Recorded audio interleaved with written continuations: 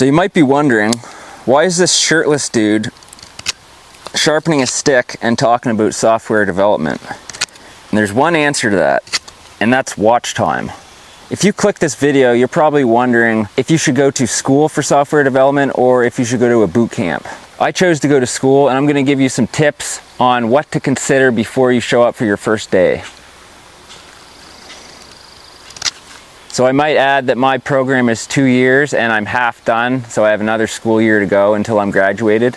I'm already getting industry experience, which is one of the benefits of going to school because they have large networks. And the school that I went to, which is a provincial school, is federally funded as well, which means there's money flowing through it.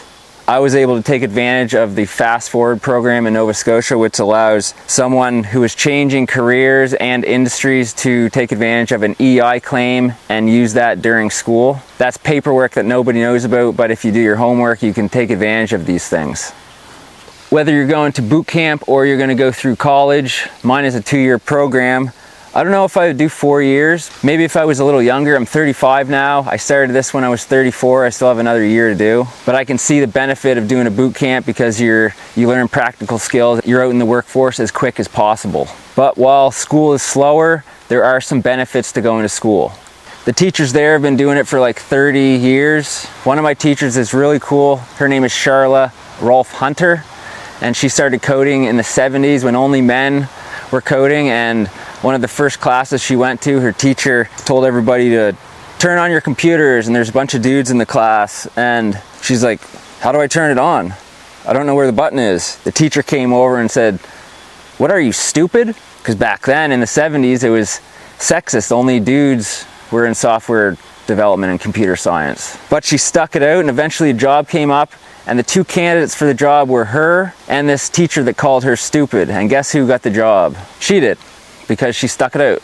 And that's what you got to do in this industry. I'm not an expert, but I do know a thing or two. I've been doing it for a year, and you have to put in the time, and you just have to plug through it and figure it out. So that's point number 1. You have to be a self-learner. You need to use any resource at your hands in order to get the problem solved. Another benefit of going to school rather than doing a boot camp is because you get a lot of foundational computer science theory. Some of the stuff we've done is data structures, algorithms, networking, classes, objects, Linux systems, testing, polymorphism, Git, development life cycles, data flow diagrams, design and architecture, security, and most importantly, people skills. Fucking hell, these fucking ants are crazy.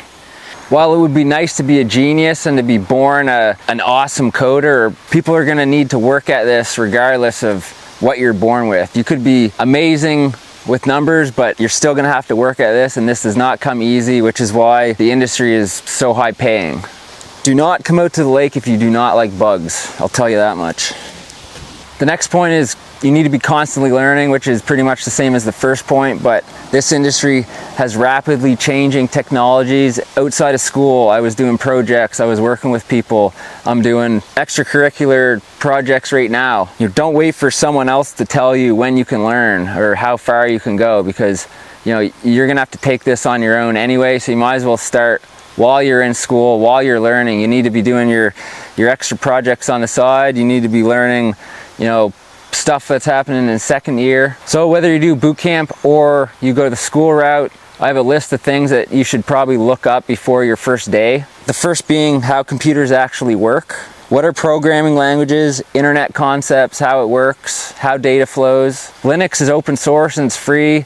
Download Linux, put it on a thumb drive with Rufus, and start testing it out on a spare computer. Start with HTML and CSS and do some beginner websites. It's gonna look like they were built in the 2000s, but that's what you have to start with. And then after that, you can move on to JavaScript, some framework, some libraries.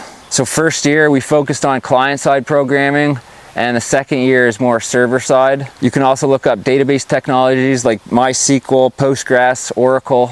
There's mobile application development, fucking squirrel. There's also desktop, so you can look up .NET or Android development or iOS development. The last point is to look up and understand what Git is. It's a version control history platform and system that allows multiple developers to work on the same source code no matter where they are in the world. One of the benefits of going to school is there's people there that you can network with, and not only the people in your class, but the people through the school system. There's a lot of money flowing through there. There's a lot of people. They have connections.